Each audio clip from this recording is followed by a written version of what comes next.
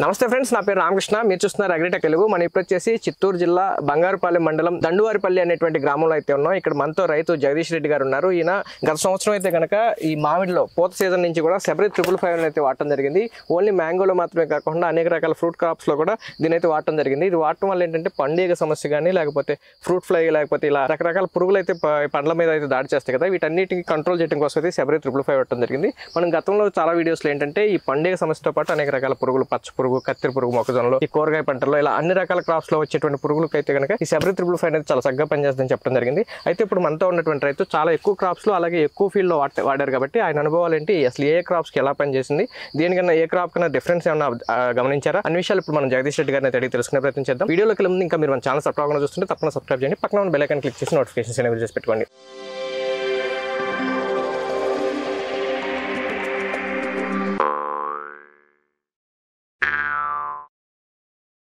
ఇప్పుడు మనతో రైతు జగదీష్ రెడ్డి గారు ఉన్నారు, ఆయనతో మాట్లాడదాం. సార్ నమస్తే అండి. నమస్తే అండి. సార్ మీరు ఈ సెబరీ 555 గురించి ఎప్పుడు తెలుసుకున్నారు, ఎప్పటి నుంచి ఏ పంటలో వాడారు ఒకసారి చెప్పండి. నేను ఒక 12 సంవత్సరాలు ప్రకృతి వ్యవసాయ రైతునండి. నేను సహసిద్ధంగా మేము కషాయాలు తయారు చేసుకుని వాడేవాళ్ళం. నేను 2 సంవత్సరాల ముందు సబరీ సొల్యూషన్ తెలుసుకున్నాను సెబరీనా ద్వారా. ఓకే. దీన్ని నేను 2 ఇయర్స్గా దీన్ని తీసుకొని వాడడం మొదలుపెట్టాను. ఓకే. ఫస్ట్ మామిడి తోటలకు వాడాను. మామిడి తోటలు ఫస్ట్ ఇక బంక గారేది ఎల్లో గ్రీన్, అది నల్లగా, దాన్ని స్ప్రే చేసిన కంట్రోల్ అయ్యింది. మళ్ళీ హూపర్స్ వస్తాయి ఎక్కువ, అవి కంట్రోల్ అయ్యింది. ఇవన్నీ ఇప్పుడు ఫస్ట్ వల్ల ఇంకో స్ప్రే ఎప్పుడు చేశానంటే ఒక ఫ్లవరింగ్ రాకముందు చేసి మంచి ఫ్లవరింగ్ వచ్చింది. ఫ్లవరింగ్ రావడం కోసం కూడా పనిచేస్తుంది. ఫ్లవరింగ్ వచ్చింది అంటే ఫ్లవరింగ్ యాక్చువల్గా కొన్ని పెస్ట్ అన్ని హాని చేస్తాయి, యూర్ రూమ్ లోనే పురుగులు తినేస్తాయి ఫ్లవర్స్ బయట రానికుండా. కానీ దీనికి ఇది కంట్రోల్ చేసింది. ఓకే. జనరల్ గా మామిడికి మందులు ఏమైనా పిచికారీ చేస్తే ఫ్లవర్ రాలిపోతుంది అని ఎక్కువ మంది చేయడానికి ఇష్టపడరు. అట్లా తెలియదండి. అంటే మనము ఫ్లవర్ పైన ఫోర్స్ కొడితే ఫ్లవర్ వాళ్తుంది. ఫ్లవర్ ఖచ్చితంగా ఇప్పుడు 100% ఫ్లవరింగ్ ఉంటే దాంట్లో 95% ఫ్లవర్ రావాల్సిందే కిందకి. ఓకే. ఆ 5% ఫ్లవర్స్ ఉంటే కూడా సెట్టింగ్ అవుతుంది. ఓకే.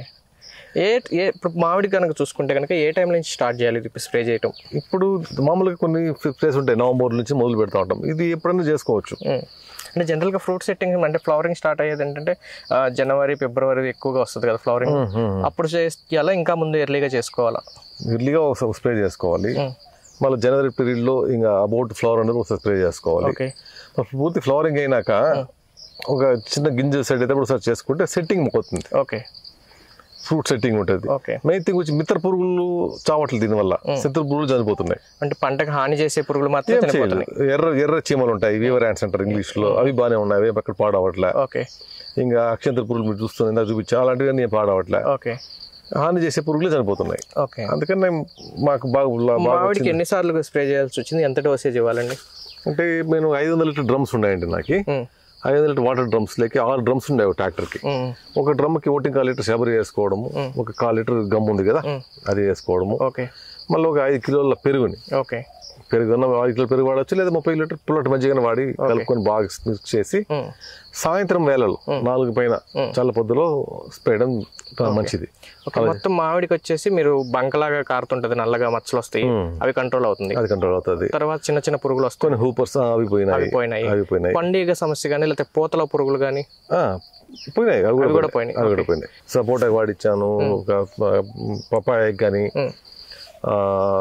జామ తోటలకి, నేరేడు పంట కూడా వాడాము. నాకు రిజల్ట్ అయితే వచ్చింది. ఓన్లీ ఫ్రూట్స్ వచ్చే సీజన్ లో వాడుకుంటే సరిపోతుందా, రెగ్యులర్ గా వాడుతుండాలంటారా? జనరల్ గా ఫ్రూట్ అంటే ఏదైనా 3 నెలలు 4 నెలలు ఉంటుంది మాక్సిమం, ఫ్లవరింగ్ నుంచి మొత్తం కటింగ్ అయ్యేటప్పటికి. ఆ టైం వరకు వాడుకుంటే చాలా, మిగతా టైంలో ఒకసారి కొట్టడం బెటర్. నవంబర్ ప్రాంతంలో ఒకసారి కొడితే కొంచెము ఒక హాని చేయడము అనే పురుగుల్ని కొంచెం కంట్రోల్ చేయాలి. మిగతా ఫ్రూట్ సంబంధించినటువంటి తోటలో ఎటువంటి ప్రయోజనాలు ఉన్నాయి దాని ద్వారా?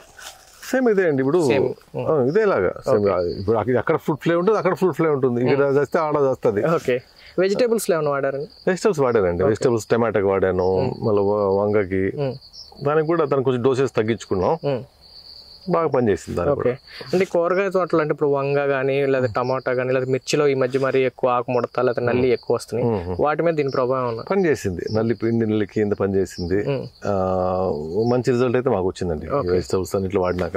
మీరు పూర్తిగా ప్రకృతి వ్యవసాయం కాబట్టి దాని మీద డిపెండ్ అయితే ఎటువంటి రోగాలు రాకుండా ఈల్డ్ లో ఏమైనా డిఫరెన్స్ అబ్జర్వ్ చేశారా?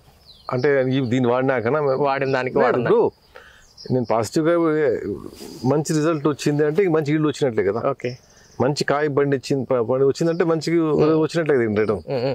ఫ్రూట్ క్వాలిటీ లేదా ఇప్పుడు కూరగాయలు కానీ లేదా పండ్లు కానీ క్వాలిటీ కానీ లేదా ఆకులు వాటి మీద మచ్చలు రావటం అట్లాంటివి ఏమన్నా?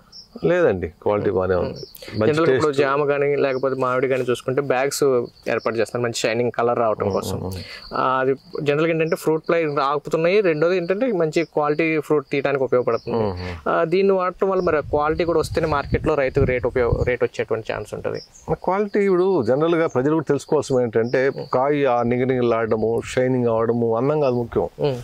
అది ఎంత పోషక విలువలతో ఉంది, ఎంత రసాయనాలకు దూరంగా అనేది గ్రహించాలి. నేను చెప్పడం అదే రైతులందరికీ. ఎందుకంటే మామిడి అనేది ఒక 200-300 ఏళ్ళ పంట. అట్లాంటి రసాయనాలు వాడి మార్కెట్లో చూడండి బాగా షైనింగ్ వచ్చేంత వరకు స్ప్రేలు చేస్తుంటారు. కాయ పైన కూడా స్ప్రే కొడుతున్నారు కెమికల్స్, ఎక్కువ మారు మాకు నిల్వ ఉండడానికి. అలా పండించిన మామిడికాయని కార్బైడ్ స్టోన్స్ మాకు పెడుతున్నారు. అది ఇంకా దారుణం. అట్లంతా కంపేర్ చేసుకుంటే వాడినప్పుడు సొల్యూషన్ కాయ బాగుంది. పండ్ల తోటలకైతే కనుక ఎకరానికి ఎంత డోసేజ్ వాడారు? ఇది ఎకరానికంటే కాప్ డెన్సిటీని బట్టి, కాప్ సైజుని బట్టి, ఎకరాకని కాదు. వాటర్లో మేము మిక్స్ చేసుకునే 500 లీటర్ వాటర్కి ఇది మామిడి తోటగా 1.25 లీటర్ మిక్స్ చేసేవాడిని. 1.5 లీటర్ 500 లీటర్ వాటర్ అంటే 200 లీటర్ 1/4 లీటర్ లెక్క మిక్స్ చేసేవాడిని. దానికి కొంచెం డోస్ తగ్గించుకొని సైజుని బట్టి, చిన్న క్రాప్ ఉంటే కొంచెం డోస్ వాళ్ళు పెంచుకుంటారు. అలాగే పెరుగు ఒక 5 కేజీలు వేసుకున్నారు. పెరుగు 500 లీటర్ 5 కేజీలు 500 లీటర్స్. ఓకే, 200 లీటర్స్ అయితే కనుక 2 కేజీస్ తక్కువ వస్తుంది. 1.5 కేజీ అట్లా వేసుకుంటారు. ఓకే, మొత్తంగా చివరిగా మన వీడియో చూస్తున్నటువంటి వ్యూవర్స్కి లేకపోతే మీ రైతు సోదరులకి ఈ శబరి 555 గురించి ఏం చెప్తారు? నేను ఒక రైతుగా, ప్రకృతి రైతుగా 10 సంవత్సరాలు ప్రకృతి వ్యవసాయం చేస్తున్నా. నేను చెప్పడం ఏంటంటే ఈ శబరి సొల్యూషన్ బాగా పనిచేసిందండి. ఒక రైతు శబరినాథ్ చిన్న ఇన్నోవేషన్స్తో, తన మంచి ఐడియాస్తో దీన్ని తయారు చేశాడు. దీన్ని నేను వాడడం జరిగింది. మామిడికి కానీ, సపోటాకి కానీ, సీతాఫలం కానీ అన్ని మంచి పంటలు వచ్చింది. అలా కూరగాయలు ఎన్నో ప్రాబ్లమ్స్ ఉన్నాయి, అన్నీ సాల్వ్ అయ్యాయి నాకు. యాక్చువల్గా బెండు పురుగు చనిపోవడం మొదలుపెట్టింది. ముఖ్యంగా మిత్ర పురుగులు ఎక్కడ హాని జరగలేదు, చిత్ర పురుగులు చనిపోవడం జరిగాయి. అందుకని నేను ఇప్పుడు ప్రతి రైతుకి, ప్రకృతి వ్యవసాయం చేసే రైతుకి నేను సలహా ఇస్తున్నాను, శబరి సొల్యూషన్ వాడి మంచి పంటలు దిగుబడి తీసుకోండి. మీ అభిప్రాయాలు తెలియజేసిన చాలా థ్యాంక్స్ అండి. ఇదన్నీ చూశారు కదా, మీరు రసాయన వ్యవసాయం చేసినా లేకపోతే ఏంటంటే కంప్లీట్ ఆర్గానిక్ కాబట్టి రసాయన వ్యవసాయం చేసిన వాళ్ళు కూడా యూజ్ చేసిన ఎటువంటి హాని అయితే కలగదు. అలాగే ఇదేంటి, ఇది వాడటం వల్ల మనం పంటకు నష్టం కలగకుండా పంటకు ఉపయోగపడేటువంటి మిత్ర పురుగులు ఏవైతే ఉంటాయో వాటికి ఎటువంటి డ్యామేజ్ కలగకుండా ఓన్లీ పంటను నష్టపరిచేటువంటి పురుగులు మాత్రమే ఇది తీసేయడం జరుగుతుంది. దీనివల్ల రైతుకు చాలా ఉపయోగపడుతుందని చెప్పేసి జగదీష్ రెడ్డి గారు చెప్తున్నారు. ఆయన దాదాపుగా 70 ఎకరాల మామిడిలో కానీ ఇంకా చుట్టుపక్కల ఉన్నటువంటి రైతులతో ఈ సీతాఫలంలో కానీ లేకపోతే జామలో కానీ కూరగాయ పంటల్లో కానీ సపోటాలో కూడా ఇది వాడటం జరిగింది. అన్నింటిలో కూడా మంచి రిజల్ట్ అయితే ఉందని చెప్తున్నారు.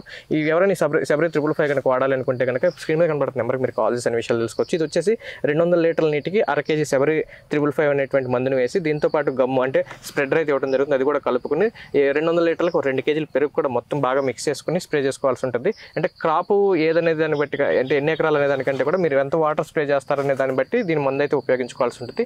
ప్రతి 100 లీటర్ల నీటికి 250 ml అన్నట్టు, లేదా 200 లీటర్ అంటే జనరల్గా ఎకరానికి ఎవరైనా చూసుకుంటే 150 నుంచి 200 లీటర్ల నీళ్ళు స్ప్రే చేస్తారు కాబట్టి దాదాపుగా 1/2 కేజీ మందు ప్లస్ 2 కేజీలు పెరుగు వేసుకుని స్ప్రే చేసుకుంటే కనుక మంచి రిజల్ట్ ఉండేటువంటి అవకాశం ఉంది. ఇది ఈ రోజు వీడియో. మరో వీడియోలో మళ్ళీ కలుసుకుందాం. ఇంకా మీరు మన ఛానల్ సబ్స్క్రైబ్ చూస్తుంటే తప్పకుండా సబ్స్క్రైబ్ చేయండి. పక్కన బెల్ ఐకాన్ క్లిక్ చేసి నోటిఫికేషన్స్ ఎనేబుల్ చేసి పెట్టుకోండి. Thank you.